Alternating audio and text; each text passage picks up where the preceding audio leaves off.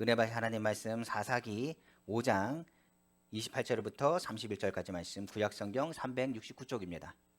하나님 말씀 사사기 5장 28절부터 31절 말씀 우리 다 같이 말씀을 봉독하겠습니다. 시스라의 어머니가 창문을 통하여 바라보며 창살을 통하여 부르짖기를 그의 병거가 어찌하여 더디오는가 그의 병거들의 걸음이 어찌하여 늦어지는가 하매 그의 지혜로운 시녀들이 대답하였겠고 그도 스스로 대답하기를 그들이 어찌 노략물을 얻지 못하였으랴 그것을 나누지 못하였으랴 사람마다 한두 처녀를 얻었으리로다 시스라는 채색 옷을 노력하였으니 그것은 수놓은 채색 옷이로다 곧 양쪽에 수놓은 채색 옷이니 노력한 자의 목에 꾸미리로다 하였으리라 여호와여 주의 원수들은 다 이와 같이 망하게 하시고 주를 사랑하는 자들은 해가 힘있게 돋은같게 하시옵소서 하니라 그 땅이 40년 동안 평온하였더라. 아멘. 사랑과 은혜가 풍성하신 주 하나님 아버지 감사합니다. 오늘 주님의 주권을 인정하며 아버지 주님 앞에 나왔습니다. 오늘 주님의 말씀을 들으며 우리의 마음과 우리의 생각과 우리의 모든 삶에 하나님의 평강과 위로와 쉼과 능력을 더하여 주옵소서. 그러므로 오늘 이 시간 부정적인 생각은 예수 이름으로 내어 던지게 하시고 그 마음에 하나님의 평강과 위로함을 더하시길 간절히 원합니다.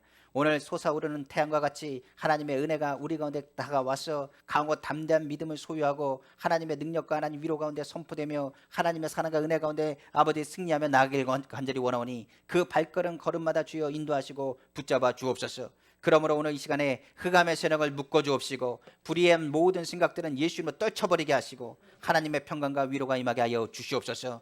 이를 위해서 먼저 예수 그리스도의 보혈로 덮습니다. 그날마다 성령님 환영하고 인정하고 모시고 의지합니다. 오늘도 성령의 음성을 듣길 원합니다. 하나님의 평강을 누리길 원합니다. 주님의 승리를 누리길 원합니다. 주의 영이 있는 곳에 자유함이 있다고 말씀하신 것처럼 주의 자유함과 평안함이 하나님의 성전에서부터 귀한 성도님 가정 환경 모든 상관대에 넘쳐 흐르기를 원하오니 아버지 하나님 붙잡으시고 역사하여 주옵소서. 주님은 우리의 힘이 되시며 우리의 능력이 되심이라. 아버지 오늘도 주님의 십자가를 붙잡고 믿음으로 나아갑니다. 오늘도 하나님의 복과 하나님의 위로와 하나님의 능력을 아버지 하나님 주의 성전에 모인 귀한 성도님 가정환경 모든 삶에 부어 주옵소서. 이 모든 말씀 만왕의 왕이시고 만주의 주가 되시며 능력에 능치 못하심이 없으시며 살아서 역사하시는 우리 주 예수님의 이름으로 축복하고 기도합니다. 아멘. 저는 오늘 사사기 5장 28절에서부터 31절 말씀을 가지고 주를 사랑하는 자들은 솟아오르는 해와 같이 강하게 하시리라 라는 제목의 말씀으로 은혜 받기를 간절히 원합니다. 우리가 아는 것처럼 본문은 드보라에 대한 이야기입니다. 특별히 오늘 5장의 얘기는 드보라가 하나님 앞에 승리의 노래를 부르며 찬양하는 찬양시로 기록되어 있습니다. 특별히 또한 그 본문 중에서도 오늘 읽었던 또 본문의 내용은 바로 찬양시 마지막 부분을 의미합니다. 먼저 본문의 내용을 먼저 살펴보길 원하면 본문의 내용은 이렇습니다. 이스라엘의 승리와 대조적으로 대적 장수, 특별히 장수의 어머니인 시스라의 어머니인 그 모습을 먼저 나타내 보이고 있습니다. 그 어머니는 아들이 오지 않으면 혹시 전쟁에서 패하지 아니할까 하는 불안한 예감에 쥐싸여 있었고 특별히 불안함 가운데 염려하고 있을 때 주변에 있던 시녀들이 이렇게 말하기를 뭐라고 얘기하느냐 걱정하지 마십시오. 염려하지 마십시오. 늦게 오는 이유는 승리를 크게 해서 노략무들을 챙기느라고 더디 오는 것 아니겠습니까? 라고 이야기하고 그 어머니도 생각하기에 그렇겠지 마음 가운데 그 불안함을 떨치면서 그럴 것이다 라고 생각하며 고백하는 내용입니다. 그러나 이 내용들이 뭐라고 얘기하느냐 성경에 기록된 이유는 그들이 생각했던 그 대적들이 생각했던 모든 것들은 헛된 희망일 뿐이고 헛된 희망을 품고 있는 그들의 모습 속에서 그들이 망하게 되는 것을 보게 될 것임을 성경은 기록하고 있기 때문에 그렇습니다. 그럼 한번 본문 다시 한번 살펴보겠습니다. 사사기 5장 28절에서 30절 말씀입니다. 시스라의 어머니가 창문을 통하여 바라보며 창살을 통하여 부르짖기를 그의 병거가 어찌하여 더디 오는가 그의 병거들의 걸음이 어찌하여 늦어지는가 하며 그러니까 병거들을 900대를 가지고 갔어요. 그러니까 이스라엘 지도자에서 대구대가 갔는데 더디 오는 것을 보면서 그 어머니의 입장에서는 굉장히 불안한 겁니다.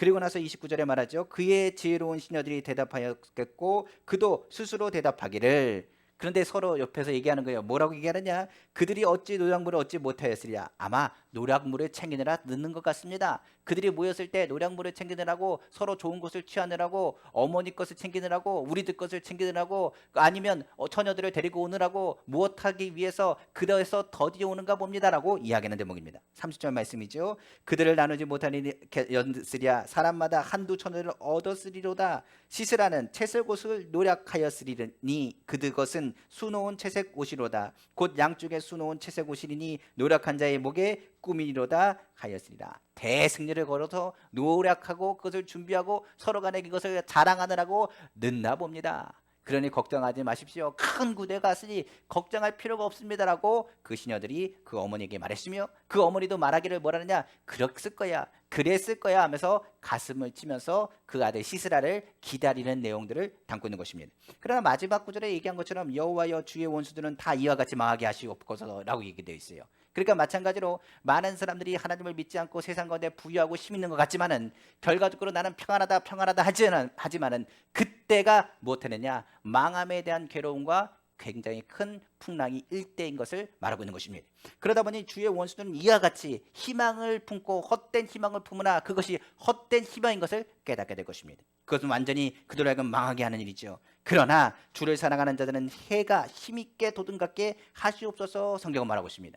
이스라엘을 향해서는 무엇을 얘기하느냐, 어둠 가운데 해가 떠오르는 것처럼 지금 어둡고 엄청난 군대가 쳐들어온다 할지라도 그들 가운데 하나님이 개입하심으로 이스라엘을 강하게 하여 주셔서 어둠 가운데 태양이 뜨는 것처럼 어둠을 내어 던지게 하시고 승리를 그들로 하여금 맛보게 하시겠다는 내용이 되는 것입니다. 그러므로 성경은 말하기를 이스라엘은 솟아오르는 해와 같이 어둠을 몰아내고 대승리를 얻게 됨을 찬양하는 찬양시로, 무엇보다 이 대승리와 함께 이스라엘은 무엇을 얻게 되느냐, 이 평화가 40년 동안 지속되게 되었다라고 성경은 말씀하고 있는 것입니다. 그 대목이 바로 사사기 5장 31절의 이야기입니다. 여호와여 주의 원수들은 다 이와 같이 망하게 하시고 주를 사랑하는 자들은 해가 힘있게 돋음같게 하시옵소서 하니라. 그 땅이 40년 동안 평온하였더라. 이 대목을 통해서 하나님의 승리를 선포하게 하시고 어둠과 같이 우리 가운데 절망 가운데 있을지라도 하나님을 바라보는 사람은 해와 같이 떠오르게 할 것이며, 무엇보다도 그들의 삶이 부유하고 잘 됐다고 생각할지 모르겠지만 하나님을 의지하지 않은 사람은 이와 같이 헛된 희망과 함께 망하게 될 것임을 성경은 말하고 있는 것입니다. 그러므로 오늘 본문과 같이 우리 삶 가운데 염려, 근심, 걱정이 있습니까? 오늘 주님을 바라보고 다시금 주님을 의지함을 통해서 하나님을 사랑하는 자를 하나님은 강하게 하시고 이를 통하여 하나님의 뜻과 하나님의 위로 가운데서 평강을 누리게 하신다는 확신을 가지고 나아가기를 간절히 소망합니다. 그러므로 오늘 어둠을 물리치고 무엇보다도 성도들의 삶 가운데 코로나 기간 동안에 우리가 주님을 더욱더 의지하며 주님이 절대 주권자 되심을 기억하고, 무엇보다도 하나님이 우리 삶 가운데 회복과 다시 강하게 하신 것과 다시 어둠 가운데 빛을 비추는 날을 허락하심을 기대하시는 귀한 시간 되시기를 다시 한번 주님의 이름으로 축원합니다. 그러면 오늘 솟아오르는 힘을 얻기 위해서, 강한 자가 되기 위해서 하나님께서 우리에게 원하신 것이 무엇인지를 오늘 나누며 은혜 받기를 원합니다. 첫째로, 솟아오르는 해와 같이 강하게 되려면 다른 것 없습니다. 먼저 우리의 신앙에 하나님의 절대 주권자인 것을 회복하셔야 됩니다. 우리가 아는 것처럼 사사기 전체의 내용을 보면요, 이 재앙과 어려움이 다가오는 이유에 대해서 설명하고 있습니다. 그 이유는 다른 것에 있지 않습니다. 하나님의 주권을 그들이 인정했을 때는 하나님이 보호하십니다. 그러나 하나님의 주권을 인정하지 않고 자기 멋대로 섬기고 자기 멋대로 믿음 생활을 하나님과 멀어졌을 때는 하나님께서는 어김없이 징계하셨던 대목이 성경에 나와 있습니다. 그렇기 때문에 하나님께서는 이스라엘을 향해서 말하기를 너희의 주권자가 누구냐, 너를 건진 자가 누구냐, 너는 누구의 것이냐, 너는 누구의 백성이냐고 끊임없이 하나님께서 예언자를 통해서 물으신다는 것을 우리는 성경을 통해서 알 수 있는 것입니다. 요즘 시대에 우리가 코로나를 통해서 깨닫는 것은 우리의 힘으로 안 된다는 걸 깨닫습니다. 마찬가지로 인간은 그 재앙을 극복해 왔고 재앙이 올 때마다, 어려움이 다가올 때마다 이것을 이겨나가려고 노력했으며 그 이겨나가는 것을 통해서 그들은 그 모든 것을 자랑하기도 했습니다. 그러나 그 인류가 지금 코로나의 문턱에 텄을 때 인간은 한계점을 겪게 됩니다. 그때마다 사람들은 누굴 생각하게 되느냐? 하나님을 생각할 수밖에 없습니다. 인생의 주인이 내가 아니고 인생의 모든 재앙을 우리가 해결할 능력이 나에게 없음을 깨닫기 때문에 그렇습니다. 그러므로 인생은 허무하고 헛되며 연약하고 우리의 모든 주권이 하나님 되심을 깨달아 알았을 때 비로소 그 사람이 하나님의 주권 아래 건짐을 받게 되는 것입니다. 성경은 말하기를 생사화복은 누구에게 있느냐? 하나님께 있다고 했습니다. 너희가 하나님께 돌아오면 하나님께서 회복하신다고 말했습니다. 이스라엘이 오히려 사사기를 통해서 깨달을 수 있는 것은 그들의 삶 가운데 축복하시고 건지시는 것이 하나님께 있으며 나의 주인이 누가 되신다는 것, 하나님이 된다는 것을 고백하는 것이 바로 사사기의 핵심 메시지가 될 수 있는 것입니다. 특별히 오늘 본문은 이 내용들을 잘 설명하고 있습니다. 사사기에 보면 사사가 죽고 나면 사람들이 어떻게 했냐? 믿음과 멀어져 버립니다. 그리고 나서 하나님의 주권을 인정하지 않기 시작합니다. 그리고 그들 가운데 악이 생기기 시작했다고 성경은 말하고 있습니다. 본문에서도 사사기의 사사 에우시 죽자 이스라엘 자손이 다시금 타락하게 되었으며 가나안 왕 야빈에 의해서 학대받게 되었다라고 성경은 말하고 있습니다. 그들은 많은 전차를 소유했고 이스라엘보다 전쟁에서 우위에 있었으며 이에 이스라엘은 고통 가운데 다시 하나님을 찾게 되었다라고 성경은 말하고 있습니다. 한번 다시 한번 보겠습니다. 사사기 4장 1절에 3절입니다. 에웃이 죽은 후에 사사 에웃입니다. 이스라엘 자손이 또 여호와의 목전에 악을 행하매 하나님께서 에웃을 통해서 그들을 건져 주셨는데 다시 그들이 뭐합니까? 하나님과 멀어져서 악을 행하기 시작했다는 것입니다. 2절에 말하기를 여호와께서 하드레도 못반 가나안 왕 야빈의 손에 그들을 파셨는데 그 군대 장관은 이방 하로셋에 거하는 시스라요. 그리고 야빈 왕은 철병거 900승이 있어서 20년 동안 이스라엘 자손을 심히 학대한 거로 이스라엘 자손이 여호와께 부르짖었더라. 성경 말하고 있습니다. 여기서 두 가지 핵심적인 단어가 있습니다. 뭐가 있냐면 여호와께서 가나안 야빈 왕에게 이스라엘을 파셨다라고 얘기하고요. 또 하나는 심히 학대를 그들이 받았다는 이야기입니다.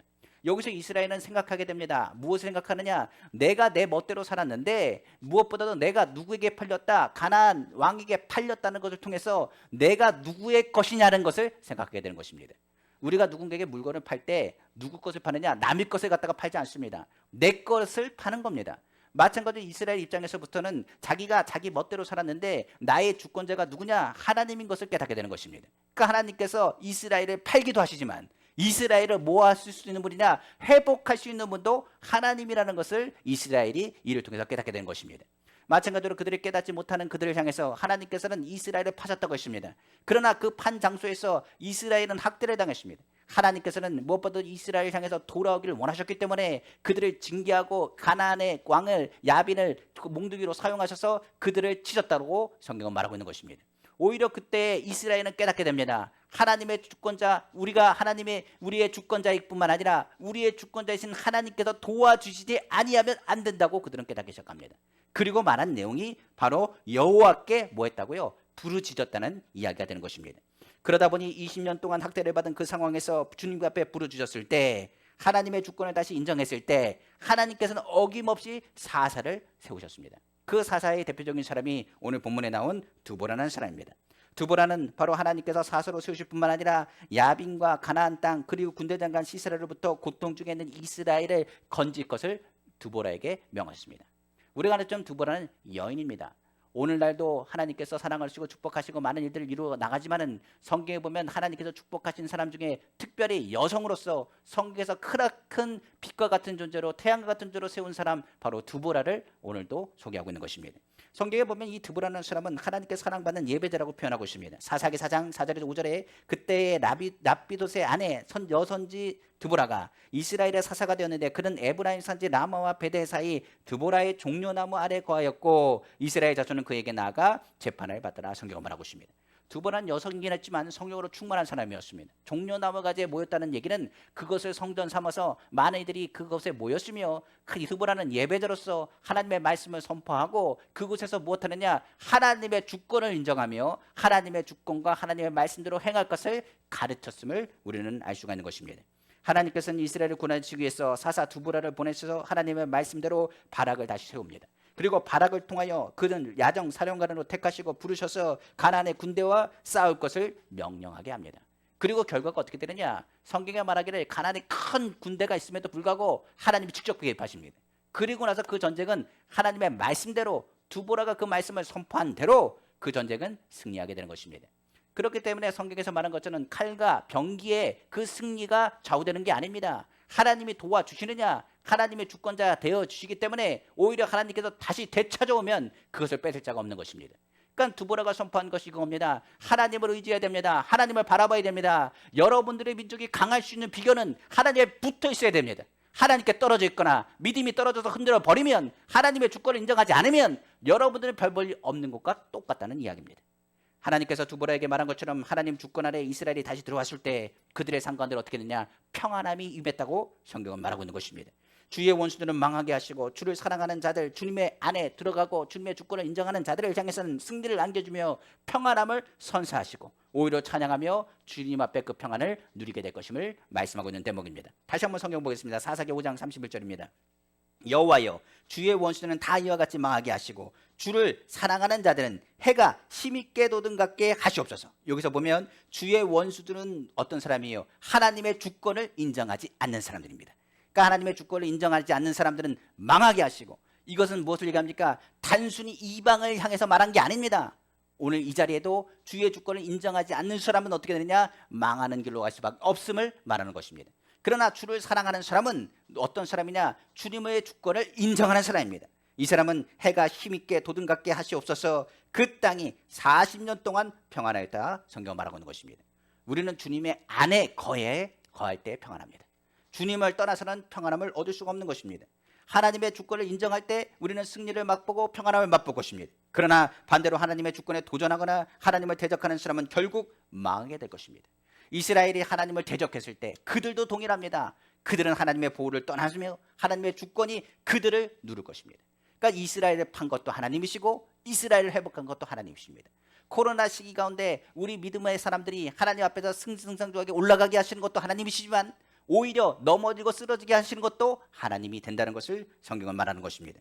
그러나 이스라엘이 하나님의 주권을 인정하고 돌아올 때는 하나님의 사랑으로 그들에게 평안을 주셨습니다. 우리도 동일합니다. 우리의 삶의 평강과 위로를 받기 위해서는 하나님의 주권을 먼저 인정하는 것입니다. 그러니까 강하게 하시는 것도 하나님이시고 약하게 하시는 것도 하나님이십니다. 흥하게 하는 것도 하나님이시고 쇠하게 하는 것도 하나님이신 것입니다. 징계를 주신 것도 하나님이시고 다시 일어날 힘을 주신 것도 하나님이 되시는 것입니다. 그러므로 의인은 하나님의 주권을 인정할 때부터 의인으로서 출발할 수 있다는 것을 성경은 가리키고 있는 것입니다. 그러므로 우리가 솟아나는 태양과 같이 강하게 되려면 먼저 하나님의 주권을 인정해야 되겠죠. 문제는 이제 하나님의 주권을 인정했으면 그걸로 끝나서는 안 됩니다. 바로 하나님의 주권을 인정한 사람은 반드시 하나님의 말씀에 주권된 그 말씀에 순종하는 믿음의 결단이 또한 필요한 것입니다. 그러므로 두 번째로 우리가 솟아오르는 태양과 같이 해와 같이 강해지려면 하나님의 말씀에 믿음의 결단이 속히 이루어져야 되는 것입니다. 믿음의 결단은 전적으로 하나님을 의지하고 그의 말씀에 순종하는 것을 의미합니다. 이스라엘이 하나님께 부르짖었습니다. 단순히 부르짖어서는 안 됩니다. 그들이 회개해야 됩니다. 그리고 회개에 합당한 열매를 맺어야 된다는 사실입니다. 두보라는 여인입니다. 그러나 그 여인의 말에 이스라엘이 움직이기 시작했습니다. 이는 하나님이 그들을 믿었으며 하나님께서 두보라를 향해서 일했다는 것을 그들이 믿고 하나님을 의지했다는 것을 의미합니다. 죄에 대한 결단 그리고 그에 합당한 열매가 있어야 되는 것입니다. 본문 4장 5장을 보면 두보라의 이야기가 전체적으로 나오고 있는데 4장에서는 하나님의 주권을 강조하는 반면에 5장에서는 인간이 믿음의 결단이 얼마나 중요한가를 언급하고 있습니다. 그러니까 5장의 내용은 결단이 얼마나 중요한 것인가, 너희가 하나님 앞에 속히 결단하고 무엇보다도 더디하지 않기를 주님께서 명하고 있는 것입니다. 무엇보다 4장 5장에서 기록된 소개된 인물들은 바로 하나님 앞에 믿음의 결단이 얼마나 중요한지를 다시 한번 설명하고 있고, 대적자들은 그 믿음의 결단과 반대되는 삶을 사는 사람은 어떻게 망하느냐에 따라서 어떻게 망하느냐를 사람들을 소개하면서 성경은 기록하고 있습니다. 한번 먼저 두보라를 보겠습니다. 두보라는 사람은 우리가 아는 것처럼 사사요 선지자라고 이야기하고 있습니다. 성경에는 대표적인 여선지자가 한 4-5명 정도를 이제 기록하고 있는데 대표적인 사람이 모세의 누이인 미리암이 있습니다. 우리가 아는 것처럼 미리암은 모세 옆에서 모세를 보좌하던 사람이었습니다. 우리가 아는 것처럼 요시야 종교개혁 시대에 사놈의 아내인 훌다라는 사람이 있습니다. 이 사람은 요시야 종교개혁에서 하나님의 뜻이 무엇인지를 요시야 왕에게 말한 사람입니다. 옆에서 그러니까 모세를 지키고 모세를 통해서 하나님의 말씀을 또한 경고하게 쓸 수 있도록 돕는 역할을 감당했던 미리암, 그리고 또한 요시야 종교개혁 시대에 종교개혁에 일침을 가했던 하나님의 뜻을 이야기했던 훌다라는 예언자가 성경에 기록되어 있습니다. 또한 메시아 대신 예수님을 기다리던 나이 많은 여선지자 안나라는 여선지자에 대한 부분도 기록되어 있습니다. 바로 메시아 대신 예수님에 대한 증거하기 위해서 하나님 말씀을 기억하고 안나는 기억하고 예수 그리스도를 보고 그를 축복하며 하나님의 아들 예수 그리스도 오심을 이 땅 가운데 증거하는 선지자로서 기록되어 있습니다. 또한 사도행전에 보면 빌립의 4명의 딸들이 있는데 바울이 위기에 처할 것인 것을 기억하고 바울이 어려움을 겪을 것에 대해서 예언했던 사람 중에 이제 사람들로 기록되어 있습니다. 이 사람들 성경에는 여선지자라고 얘기합니다. 그런데 오늘 본문에는 이제 사사며 무엇보다 여선지자로서 누굴 얘기하느냐? 두보라를 얘기합니다. 바로 사사기에 나오는 두보라죠. 이 두보라는 앞에 나오는 여선지자들 같이 뭡니까? 옆에 서포트하고 이야기하는 사람이 아닙니다. 어떤 사람이냐? 이 사람은 직접 사사의 역할을 감당한 사람입니다. 사사는 뭐냐? 그 공동체의 리더입니다. 그러니까 여성으로서 리더요. 오히려 많은 이들을 바른 길로 인도하는 대장과 같은 대표성을 가진 사람으로서 하나님께서 여성인 드보라를 세웠다는 사실입니다. 한번 성경 한번 다시 보겠습니다. 사사기 4장 4절에 5절입니다. 그때 납비소스의 아내 여선지자 드보라가 이스라엘의 뭐가 되었다고요? 사사가 되었는데 그는 에브라임 산지 라마와 베델 사이의 드보라의 종려나무 아래에 거주하였고 이스라엘 자손은 그에게 나아가 재판을 받았더라. 성경 말하고 있습니다. 그가 어떤 사람이냐? 하나님의 말씀을 명확하고 정확하게 판단할 줄 아는 사람이었습니다. 그러니까 이 사람은 무엇보다도 하나님께서 말씀하신 것처럼 드보라의 이름의 뜻이 뭐냐면 태양입니다. 빛입니다. 그러니까 성광이라는 뜻이에요. 그러니까 오늘 본문에 나온 것처럼 해같이 떠오르는 강한 사람이라는 의미에서 드보라는 이름을 따왔다는 것을 알 수 있습니다. 이 여인은 다른 사사들과 똑같은 일을 했습니다. 예언자일 뿐만 아니라 분쟁을 조정하고 대적과 싸워 이스라엘을 해방시키는 지도자로 전쟁에 직접 싸운 바락이 이름에 등장하지 않고 오히려 누구의 이름을 높이느냐? 성경에 보니까 사사로서 드보라의 승리라고 드보라의 찬양시라고 이야기하면서 고백하고 이야기하고 있습니다. 하나님의 명령에 그는 절대적으로 선포한 사람, 드보라를 통해 전쟁의 승리가 하나님께 있음을 선포하도록 하나님께 세운 종이라는 것을 확인할 수가 있습니다. 그러니까 드보라라는 사람은 어떤 사람이냐? 믿음의 결단이 명확한 사람이에요.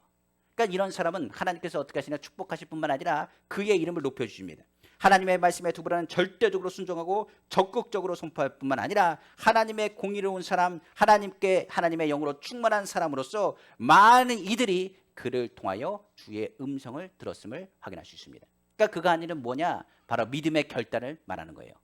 엘리야도 동일하게 이렇게 얘기하지 않았습니까? 너희가 하나님을 섬길 것이냐 바알을 섬길 것이냐 오늘 결단하라고 말하지 않습니까? 마찬가지로 하나님을 바라보면서 하나님을 의지하면서 결단을 요구하고 하나님의 말씀에 믿음의 결단에 주저하지 않는 사람이 누구냐? 믿음의 사람 드보라라고 성경은 말하고 있습니다. 이런 사람은 하나님 앞에서 누가 보더라도 강한 사람이에요. 여성이긴 하지만 강한 사람이고 많은 이들이 그를 따르게 되며 그가 하나님의 말씀 속에서 그 전쟁을 승리로 이끈 사람으로 성경은 기록되어 있습니다.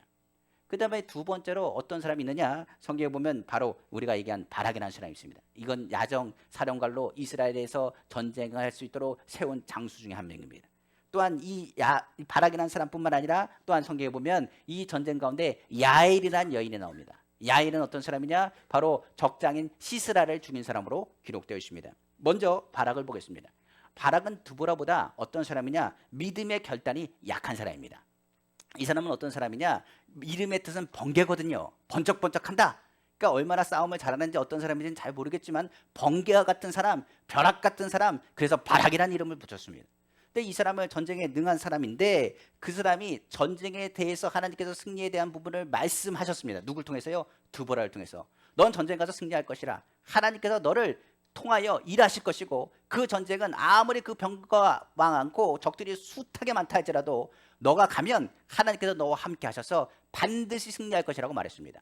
근데 아까 얘기했지만 바락이 어떤 사람이라고요? 믿음의 결단이 약한 사람입니다. 그런 전쟁에 대한 확신이 없었습니다.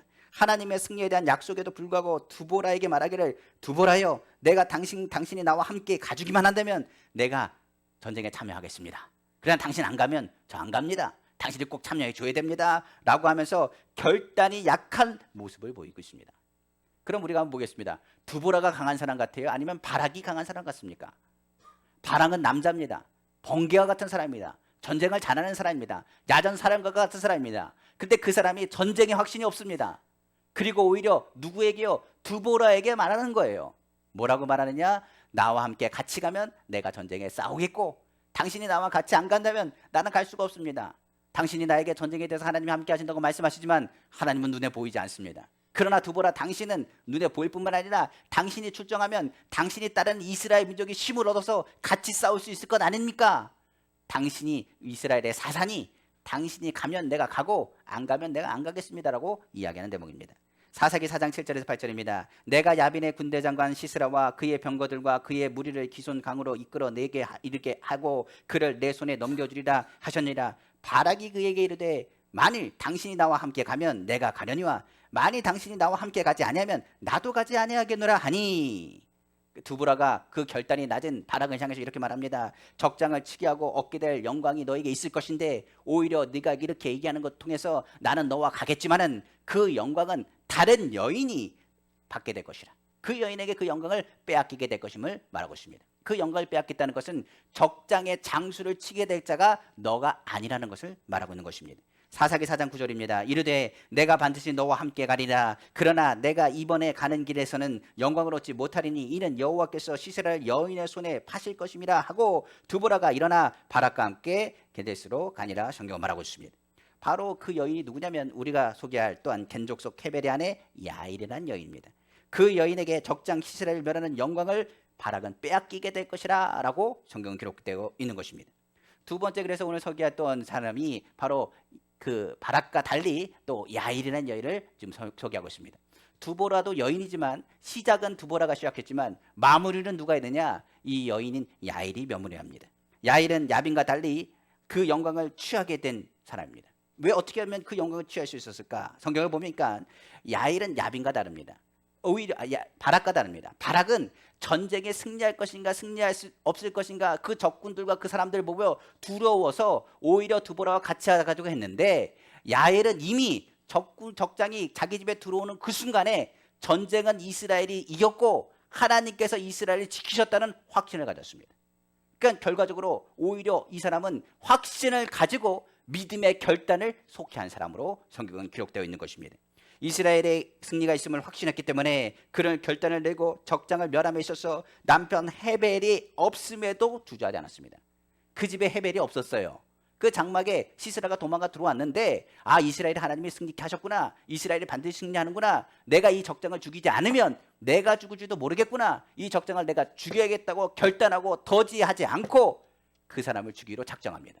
성경에 보니까 두려워하지 않고 담대하게 청막 말뚝을 뽑아서 하나님의 대적한 바로 적장 시스라를 멸하였다고 성경 말합니다. 바로 사사기 4장 21절에 21절 말씀입니다. 그의 한 행동을 보니까 그가 깊이 잠드니 시스라가 잠들었습니다. 헤벨의 아내 야일이 장막 말뚝을 가지고 손에 방망이를 들고 그에게로 가만히 가서 말뚝을 그의 관자놀이에 박음에 말뚝이 꿰뚫어 땅에 박히니 그가 기절하여 죽으니라. 바락이 시스라를 추격할 때 야일이 나가서 그를 맞아 그에게 이르되 오라, 내가 찾는 그 사람을 내가 내게 보이리라 하매 바락이 그에게 들어가 보니 시스라가 엎드려져 죽었고 말뚝이 그의 관자놀이에 박혔더라. 그러니까 두보라가 오히려 그 찬양시를 통해서 오히려 누굴 얘기하느냐? 바락의 이름을 높인 게 아니라요, 이 야일의 이름을 오히려 높입니다. 오히려 시스라를 죽인 여인 야일이 다른 여인보다 축복받은 여인이요 장막에서 거한 여인보다 더욱 복된 여인이라고 고백하며 찬양시에 담아놨어요. 한번 성경 보겠습니다. 사사기 5장 24절 27절입니다. 겐사람 헤벨의 아내 야일은 다른 여인보다 복을 받을 것이니 장막에 거한 여인보다 더욱 복을 받을 것이라. 시스라가 물을 구하며 우유를 주되 곧 엉긴 젖을 귀한 그릇에 담아주고 손으로 장막 말뚝을 잡으며 오른손에 장인의 방망이를 들고 그 방망이로 시스라를 쳐서 머리를 뜰 때 곧 살적을 꿰뚫었도다. 그가 그의 발 앞에 구부러지며 엎드러지고 쓰러졌고 그의 발 앞에 구부러져 엎드러져서 그 구부러진 곳에 엎드러져 죽었도다. 이제 찬양시에 누구의 이름이 들어갔다고요? 바락의 이름이 들어간 게 아니라 오히려 야엘의 이름이 들어가면서 그의 이름을 찬양하고 있습니다. 그의 이름은 복되다. 그의 믿음의 결단이 더디지 않았으며 그가 하는 행동을 통하여 어떤 사람들보다 복된 위치에 있게 될 것임을 말하고 있는 것입니다. 야엘은 바락과 같이 주저함이 없었습니다. 오히려 주실 복을 놓치지 않았습니다. 오히려 그것을 통해서 승리의 마무리의 장식을 누가 하게 되느냐? 야엘이 하게 되었다라고 이 찬양시를 통해서 성경은 말하고 있는 것입니다. 여기까지 이제 성경을 보면 우리가 조금 몇 가지 좀 생각할 수 있어요. 바락이 참 안타깝다. 믿음의 결단이 늦었고 주저앉았기 때문에 오히려 그 영광을 빼앗긴 게 아니겠느냐 이야기할 수 있습니다. 단순히 그것은 단순히 안타까운 부분이 아니더라고요. 성경상에 보면 그 그녀 바로 라비의 아내 납비돗의 아내 드보라는 불이라는 뜻이 있습니다. 성광, 아까 얘기했죠. 그리고 성광, 불같은 여자, 불같은 여자는 의미를 갖고 있습니다. 바락은 아까 뭐라고 했어요? 번개라고 했어요. 그래서 드보라와 바락이 같이 움직였을 때 뭐라고 했느냐? 이스라엘이 가나안을 불과 같이 번개같이 멸하였다, 섬멸하였다 그러면서 찬양을 했거든요. 그런데 성경에 보니까 성경학자에 보면 이 바락이라는 이름이 빠집니다. 그리고 오히려 가나안 땅을 점령했을 때 누구의 이름이 들어가느냐? 야엘의 이름이 들어가요. 성경 보면 학자들에 의하면 이렇게 얘기합니다. 두보라의 원래 뜻은 뭐냐면요, 아까 얘기한 해, 별, 빛, 성광, 불 이런 의미도 갖고 있지만은 다른 의미로 꿀벌이라는 의미를 갖고 있습니다. 그러니까 두보라의 이름이 꿀벌이라는 의미를 갖고 있대요. 그리고 시스라를 죽인 야웰의 이름은 뭐라고 되냐? 사념소라는 의미를 담고 있습니다. 3연소라는 의미를 갖고 있어요. 근데 꿀벌은요, 뭘 생성하느냐? 꿀을 생성하고요. 산염소는 뭘 의미하느냐? 젖을 의미합니다. 그러니까 우유를 먹여서 시스라를 재워 그리고 그를 죽였습니다. 그러니까 한마디로 얘기하면 성경에 보면 이 드보라와 야엘이 누굴 쳤느냐? 가나안의 왕을 내보낸 거예요. 그리고 시스라를 죽인 겁니다. 그래서 이것이 모티브가 되어서 가나안 땅을 점령할 때마다 이스라엘이 뭐라고 불렀느냐? 젖과 꿀이 흐르는 땅 가나안 땅을 점령했다고 얘기해요. 그러니까 젖과 꿀이 흐르는 땅이라는 그 의미가 어디서부터 유래됐냐고 얘기했더니 성경 학자들이 얘기할 때는 이렇게 얘기합니다. 바로 이 드보라와 그리고 누구요? 야엘을 통해서 하나님께서 그 젖과 꿀이 흐르는 땅 바로 가나안 땅을 점령하게 하셨다라고 이야기합니다. 그러니까 믿음의 승리를 이끈 영광의 이름으로 등재된 거예요. 그 이름에 누군 빠졌다고요? 바락은 빠졌어요. 그러니까 시작과 끝은 누가 있습니까? 바로 아까 전 믿음의 결단을 한 드보라와 그리고 믿음의 결단으로 주저하지 않은 야엘에게 돌아간 것입니다. 그러므로 가나안의 승리를 이끈 그들의 이름 속에 하나님의 영광과 축복의 통로가 되는 사람으로서 의미되고 있는 거예요. 그러니까 우리가 믿음으로 결단할 때는 주저하면 안 됩니다. 하나님께 주신 상을 빼앗기면 안 돼요. 나에게 주신 은혜를 빼앗기면 안 되는 것입니다. 오히려 결단에 주저하고 오히려 그것을 늦추면 늦출수록 하나님의 뜻은 더디 가는 거예요. 그래서 하나님께서 강하고 담대한 사람은 더디 가지 않습니다. 그냥 주님만을 바라보고 믿음의 결단 안에서 주저하지 않고 싸우는 사람이에요. 성경은 두보라와 야엘 그 이름의 명칭이 영광이 될 수 있도록 하나님께서 역사하신 것처럼 믿음의 결단이 부족하면 그 영광과 그 은혜를 빼앗긴다는 것을 기억하라고 말하고 있습니다. 그래서 하나님을 믿는 사람들은 뭐합니까? 예수 그리스도의 믿음으로 인해서 우리는 구원을 받습니다. 그러나 세상 가운데 빛과 소금의 역할을 감당하지 않으면 우리가 믿음으로 구원을 받을지 모르겠지만은 간신히 구원받을지 모르겠어요. 부끄러운 구원, 부끄러운 영광이 이루어지지 않기를 원합니다. 아마 바락은 굉장히 부끄러웠을 것 같아요. 끝까지 쫓아갔는데 적장을 죽이러 왔는데 적장은 딴 사람이 죽였어요. 그가 그 영광을 빼앗겼고 오히려 시스라를 죽인 사람은 대대속속 누구에게? 야엘의 이름을 불렀음을 성경은 말하고 있는 것입니다. 그러므로 하나님의 주권에 확신이 들면 그의 말씀에 대해 절대 믿음, 절대 순종하시는 우리 성도님 다 되시기를 주님의 이름으로 축원합니다. 그러면 세 번째로 그러면 하나님의 대적이었던 사람 누굴 얘기할 수 있냐? 바로 시스라를 얘기할 수가 있을 거예요.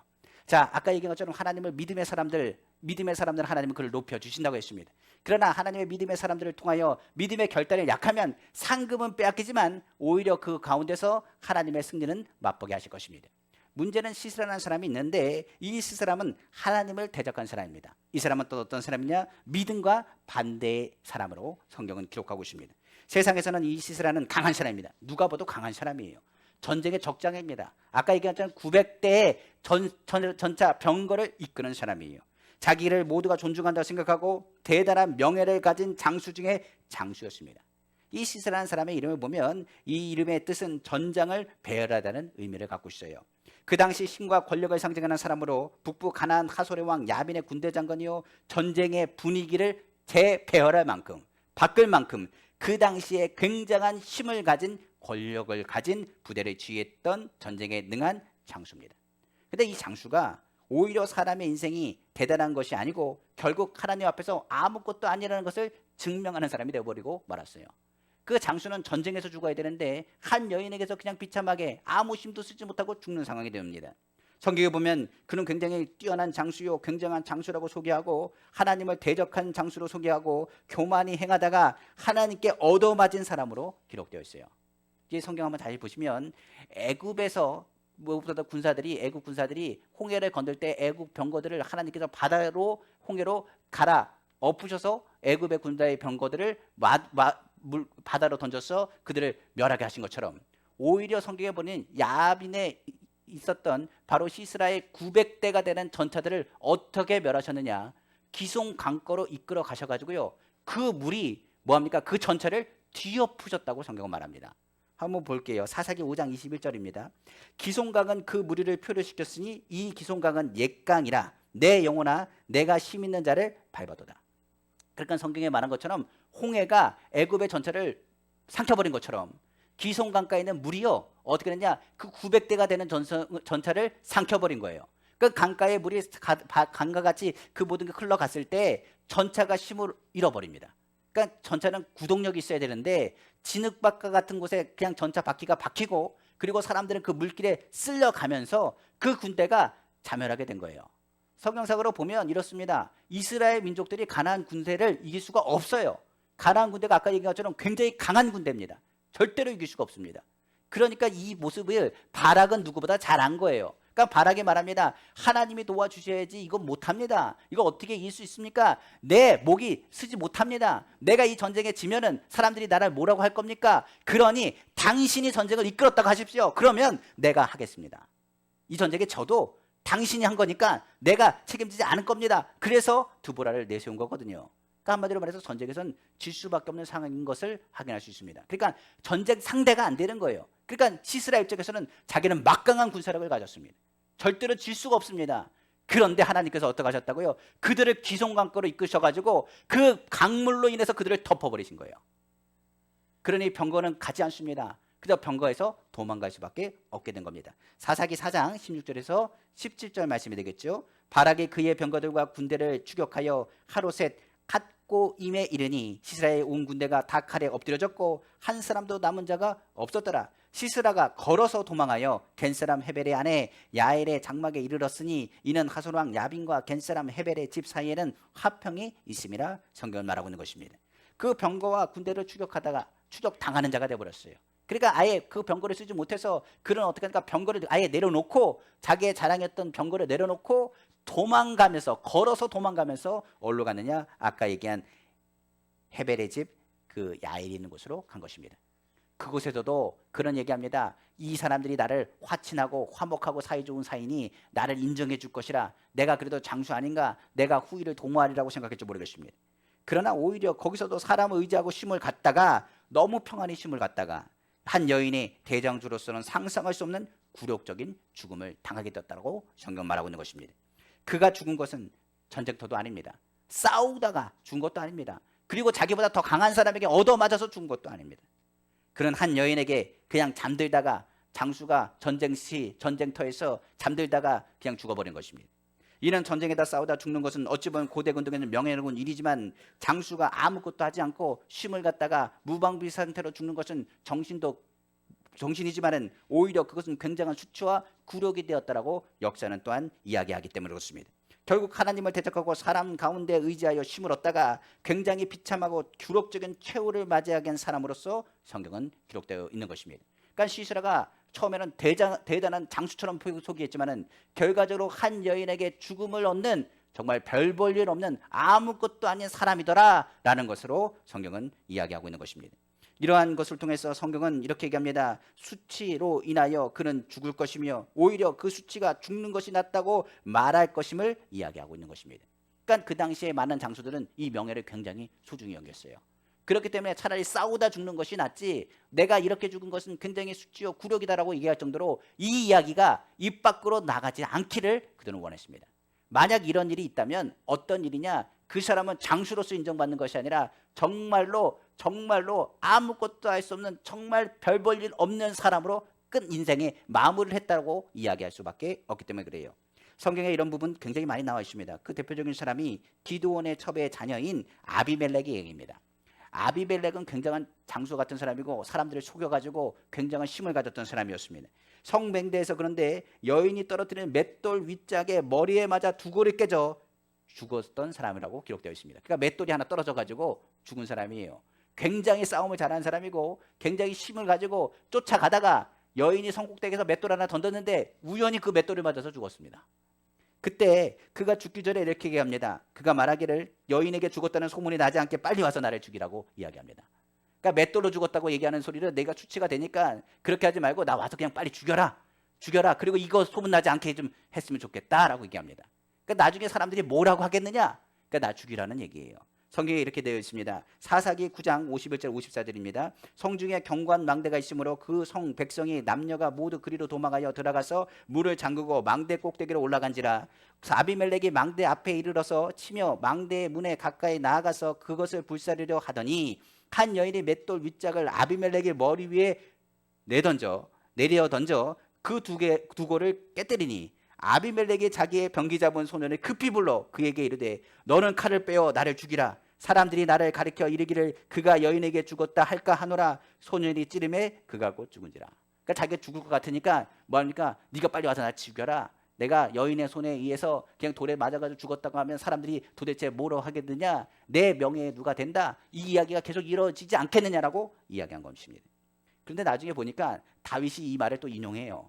너희가 성중에 가서 죽었다는 것을 얘기 듣고 나서 왕이 말하기를 이렇게 말합니다. 너희는 성경에 이 아비멜렉이 어떻게 죽었는지 알지 못하느냐? 그러니 성경에 어떻게 가까이 가서 그렇게 무모한 짓을 할 수 있겠느냐? 말하지 않겠느냐? 그러니까 이 이야기가 뭡니까? 계속 이야기가 도는 거예요.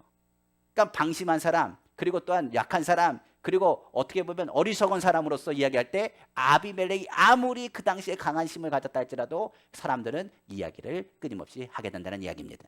사울왕도 죽음을 앞두고 살아 모욕당하는 것이 두려워서 나를 죽여달라고 요청합니다.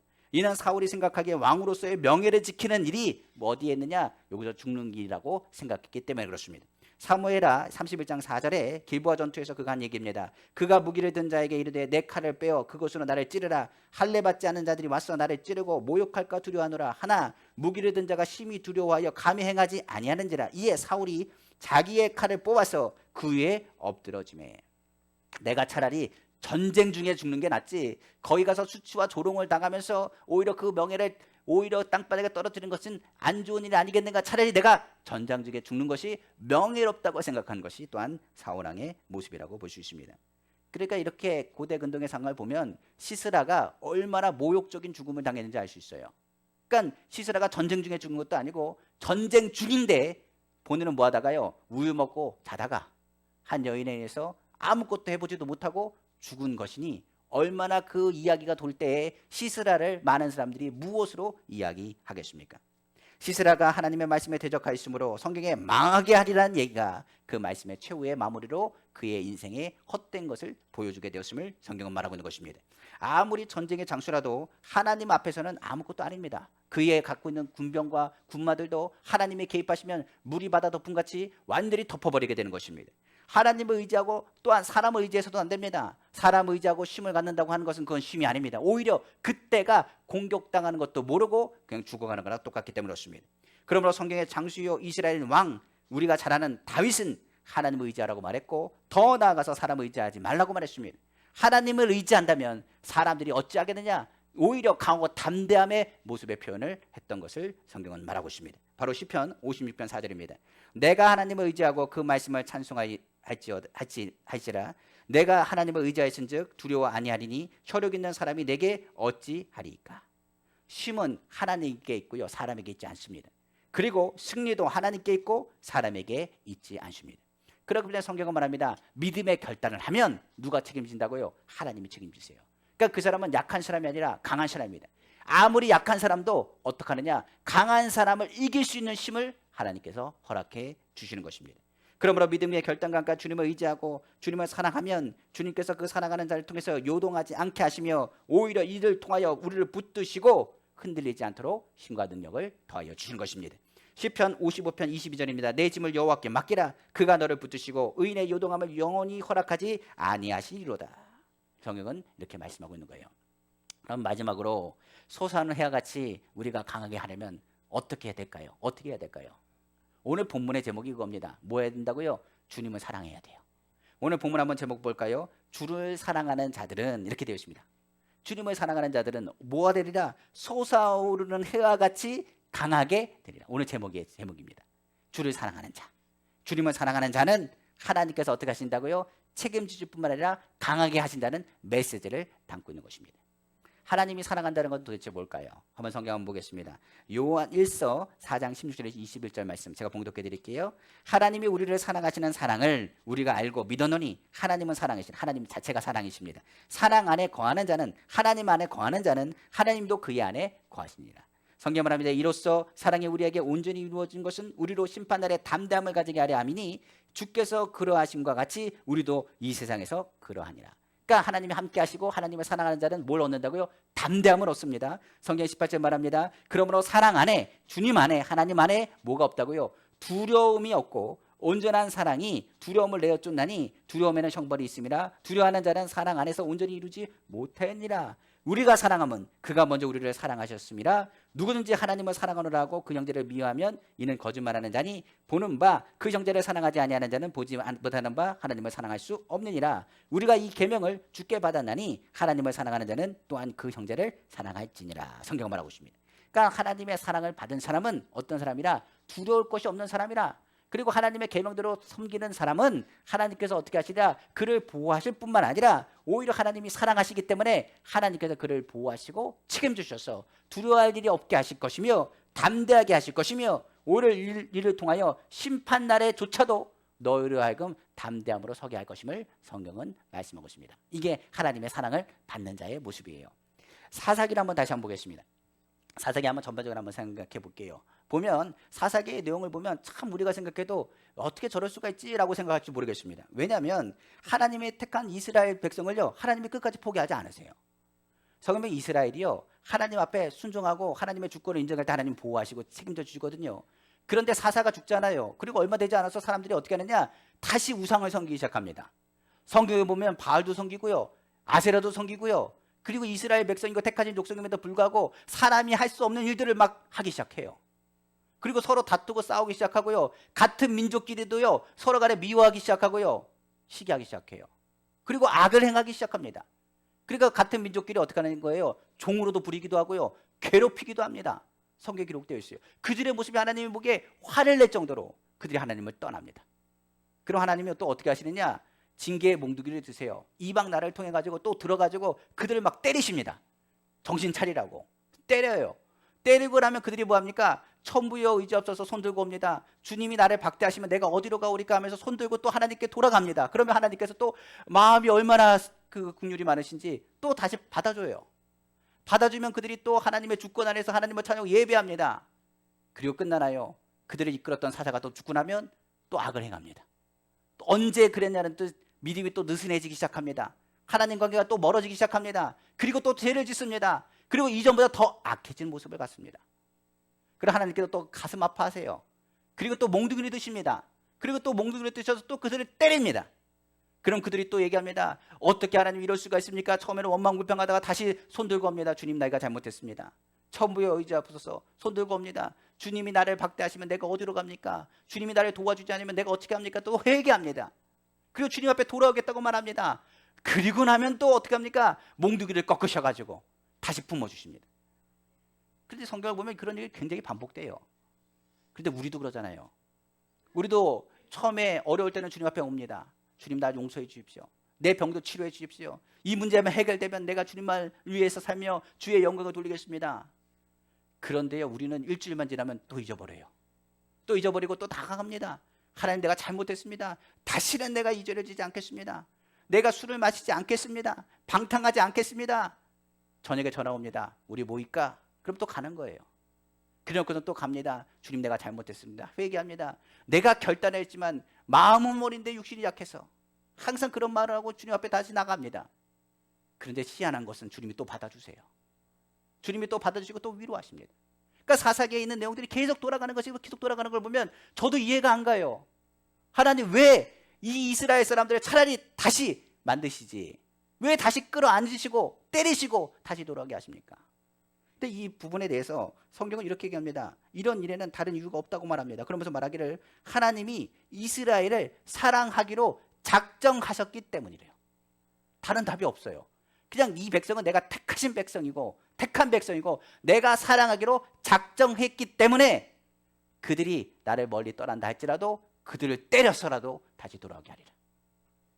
호세아에서 보면 이런 말이 있습니다. 뭐라느냐? 그 호세아가 낳은 자식들의 이름이 뭐냐면 이렇게 얘기합니다. 이는 내 백성이 아니다. 이제부터는 넌 내 백성이 아니다. 너는 다시는 내 국류를 받지 못한다 라고 얘기합니다. 근데 성경에 또 보면 이제 너희는 다시 나의 백성이라, 너희는 다시 나의 용서와 국류를 받을 것이라 말합니다. 하나님 왜 이랬다 저랬다 하십니까? 얘기할지 모르겠어요. 근데 부모가 되니까 알겠어요. 뭘 알게 되냐? 우리도 애들이 말을 안 들으면 그렇잖아요. 너 밖에 나가버려. 집 밖으로 나가. 너 다시 너랑 안 살 거야. 너 해준다고 내가 해줄 것 같아? 너 이렇게 말도 안 들은데 그렇게 살아서 뭐 할 거야? 나 이제 너 엄마 아빠 안 할 거야. 나가. 그렇게 얘기한다고요. 그래서 생각해 보십시오. 엄마 아빠 안 한다고 해서 엄마 아빠 안 합니까? 아니잖아요. 그래도 다시 뭐 합니까? 잘못했다고 그러면 또 다시 안아주는 거예요. 징계는 해도요, 어떻게 합니까? 징계는 할지라도 뭐합니까? 용서를 구하고 잘못을 깨달으면 어떻게 합니까? 부모는 받아주게 되어 있는 겁니다. 마찬가지로 주님의 마음이 이와 같다는 거예요. 호세아도 그렇고 말라기도 얘기합니다. 아버지의 마음을 알라는 겁니다. 이스라엘이 계속 악을 하겠지만 포기하지 아니하시고 돌아오면 용서해 주는 것 같이, 우리도 예수 그리스도를 믿으면 성경은 말합니다. 너는 영접하는 자 곧 그의 믿는 자들에게는 하나님의 자녀가 되는 곳을 있다고 말했는데, 우리는 누구라고요? 하나님의 자녀이기 때문에 하나님께서 용서하시는 거예요.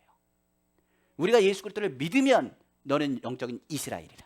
그러므로 너를 택하고 사랑하시기로 작정하셨기 때문에 우리가 어디 가든지 간에 주님이 다시 천부여 의지하옵소서, 손 들고 옵니다. 주님 나를 박대하시면 내가 어디로 가오리까 하면 주님이 그럼에도 불구하고 안아주시는 것입니다.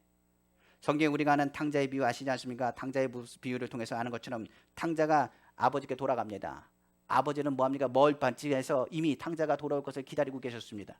탕자가 옵니다. 그러나 탕자를 어떻게 하십니까? 꾸짖는 것이 아닙니다. 오히려 돌아온 것을 통해서 슬퍼하며 기뻐하며 오히려 끌어안습니다. 그리고 탕자를 회복합니다. 성경에 보면 예수 믿는 사람은 오늘날 탕자라고 말합니다. 예수 믿는 사람은 탕자, 바로 주님께 돌아온 탕자라고 말하죠. 그 탕자는 어떻게 합니까? 탕자의 삶을 살지 않습니다. 하나님의 자녀로 돌아가는 거예요. 마처럼 예수를 믿고 돌아온 탕자에게 하나님께서는 긍휼과 은혜와 용서를 베푼 것처럼 오늘도 주님 앞에 돌아오는 하나님의 자녀들에게는 하나님께서 뭐 하신다고요? 용서와 은혜를 베푸신 것입니다.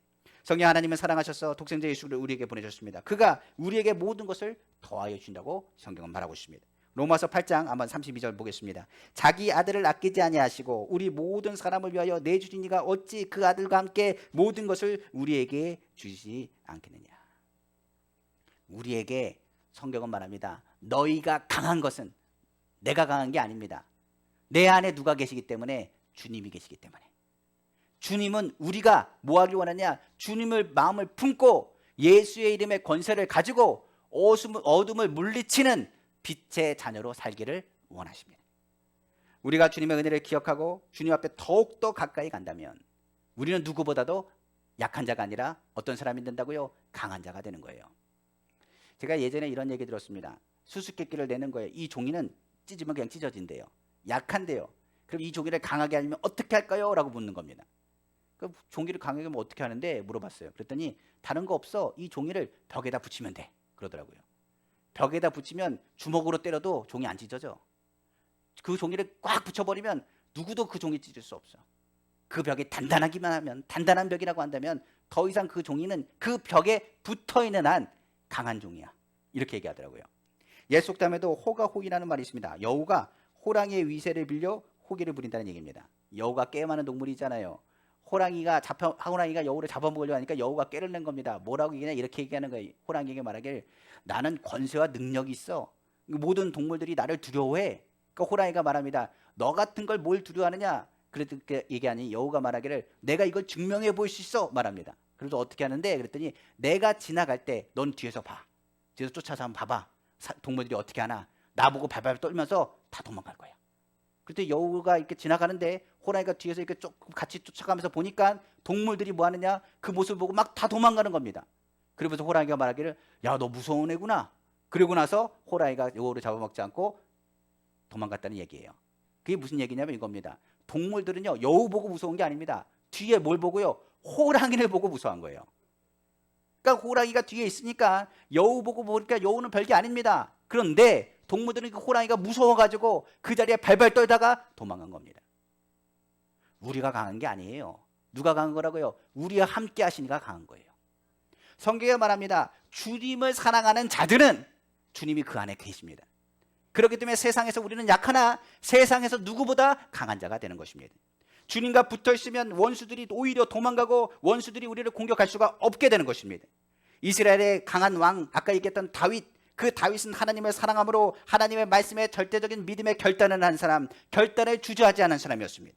그는 하나님을 사랑하기에 만군의 하나님의 이름을 모욕하는 대적들을 향해 하나님의 답답함을 시원하게 해주는 여름날의 얼음 냉수와 같이 대적들을 쳐부신 용맹한 용사로 성경은 기록되어 있습니다. 다윗의 승리 비결이 어디에 있느냐? 시편에 고백되어 있어요. 제가 봉독해 드릴게요. 시편 18편 1절에 3절입니다. 나의 힘이신 여호와여, 내가 주를 사랑하나이다. 여호와는 나의 반석이시요 나의 요새시요 나의 건지신이시요 나의 하나님이시요 내가 그 안에 피할 나의 바이시요 나의 방패시요 나의 구원의 뿌리시요 나의 산성이시로다. 내가 찬송받으실 여호와께 아뢰리니 내 원수들에게서 구원을 얻으리로다. 나의 힘의 원천은 주님께 있습니다. 내가 하나님을 사랑하니 하나님이 나를 사랑하시니 어떤 대적이 나를 칠 수 있겠습니까? 주님이 나와 함께 하십니다. 그러므로 아무리 강한 적이 나에게 달려든다 할지라도 하나님은 만왕의 왕이시고 만주의 주가 되십니다. 강하고 능하신 분이십니다. 감히 누가 하나님을 대적할 수 있겠습니까? 힘의 원천은 하나님 되십니다. 하나님은 나의 산성이 되십니다. 나의 방패가 되십니다. 다윗에게 있어서는 하나님께서는 원수를 능히 이기기 힘과 문제를 해결할 능력을 주시는 늘 승리와 평강을 허락하시는 주가 되신 것입니다. 성경에 뭐라고 얘기하느냐? 다윗은 그러므로 날로 갈수록 흥하여지고 그가 모든 전쟁에서 승승장구하였다고 성경은 말하고 있는 것입니다. 오늘날 우리가 강하는 것은 다른 것이 아닙니다. 내가 강한 게 아닙니다. 주님이 우리 안에 있으면 나는 누구보다 강한 사람입니다. 두보라는 여인이었습니다. 그러나 두보라가 강한 것은 많은 사람들이 그를 따를 수밖에 없는 것은 그 안에 누가 계시기 때문에 하나님의 말씀이 하나님의 영이 그 가운데 있었기 때문인 것입니다. 오늘 하나님을 사랑하는 자는 어떻게 하느냐? 다윗과 같이 하나님은 그의 이름을 높이고 그의 말씀을 순종하고 하나님을 사랑하여 따르는 자는 힘있게 해가 떠오르는 것처럼 꿈과 희망을 우리에게 주시며 주님의 평안이 해와 같이 강하게 하심 속에서 나타나게 되심을 믿으시기를 주님의 이름으로 축원합니다. 말씀을 마치겠습니다. 우리가 사는 동안에 영적 전쟁은 치열할 겁니다. 계속적으로 있을 것입니다. 눈에 보이지 않는 많은 적들이 있을 것입니다. 시스라와 같은 바로 대적들이 진을 치고 공격하려 들어올 수 있습니다. 상대가 안 됩니다. 그들과 싸운다는 자체가 그 정도로 어려울지도 모르겠습니다. 그런 고통 가운데 우리는 도움을 받고자 하나님께 부르짖어야 됩니다. 이스라엘이 그래도 잘한 것이 있다면 하나님을 찾았다는 얘기입니다. 어려울 때 주님을 찾았다는 이야기입니다. 이 모든 것은 하나님의 주권 안에 있음을 인정했을 때 그의 도움을 구하면 주님께서 도와주십니다. 제가 좋아하는 찬송가 중에서요, 찬송가 214장 있습니다. 근데 옛날 찬송가는 구찬송가는 통일찬송가는 349장인데요. 나 주의 도움 받고자라는 찬양이 있어요. 이 찬양 가사를 보시면 이 찬양 가사 자체가 하나님의 주권을 인정하는 찬양입니다. 제가 봉독해 드릴게요. 나 주의 도움 받고자 예수님께 빕니다. 그 구원 허락하시사 날 받아주옵소서. 나를 받아주시는 거 누구라고요? 주님이세요. 내가 주님 앞에 받는 게 아닙니다. 우리는 구할 뿐이에요. 큰 죄에 빠져 영죽을 날 위해 피 흘렸으니 주 형상 빚으사 날 받아주옵소서. 주님의 보혈로 나를 덮으시고 싸매신 건 하나님의 절대 주권에 있습니다. 그 가운데 주님의 형상을 빚으시는 것은 누굽니까? 토기장이 되신 주님이에요. 진흙이 아닙니다. 3절에 보니 내 힘과 결심 약하여 늘 깨어지기 쉬우니 주 이름으로 구원해 날 받아주옵소서. 난 누구라고요? 내 힘과 결심이 약해요. 그러니까 나 예수 믿고 정말 잘해보겠습니다 결심하는데 누군가 한마디 딱 해버리면 상처받으면 안 돼요. 우리 모습 보면 얼마나 힘과 결단이 약한지 모르겠습니다. 그러니까 누군가가 한마디 딱 해버리면 그 자리에 뭐합니까? 은혜가 그냥 팍 떨어져 버려요. 그게 우리의 모습일지도 모르겠어요. 그런데 주 이름으로 날 받아주옵소서. 성경에 말합니다. 찬양의 가사에 말합니다. 내 주님 서신 발 앞에 나 꿇어 엎드렸으니, 꿇어 엎드린다는 게 뭐예요? 주님께 모든 걸 맡긴다는 거예요. 주님의 주권을 인정한다는 겁니다. 했으니 그 크신 역사 이루게 날 받아주옵소서. 하나님의 뜻을 이룰 수 있도록 하나님 속히 역사해달라고 고백하는 대목입니다.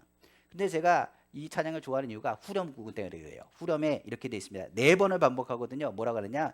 내 모습 이대로 주 받아주소서. 날 위해 돌아가신 주 날 받아주소서.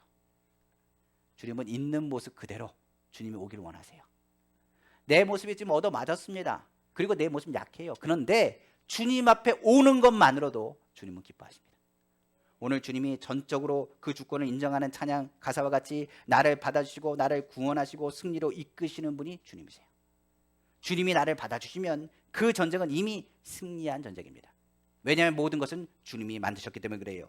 이에 찬양 가사처럼 주님의 주권을 인정하고 내가 강한 것이 아니라 주님의 강하심으로 내가 주님 안에 거하면 주님께서 우리와 함께 하심을 통해서 어떤 대적도 우리를 공격할 수 없는 것처럼 주님의 사랑과 은혜를 기억하고 예수 이름으로 더욱 가까이 나아가는 자, 여호와를 사랑하는 자, 주의 말씀을 순종하며 더 가까이 나아갈 때 주님은 우리의 삶 가운데 해가 뜨게 하실 것입니다.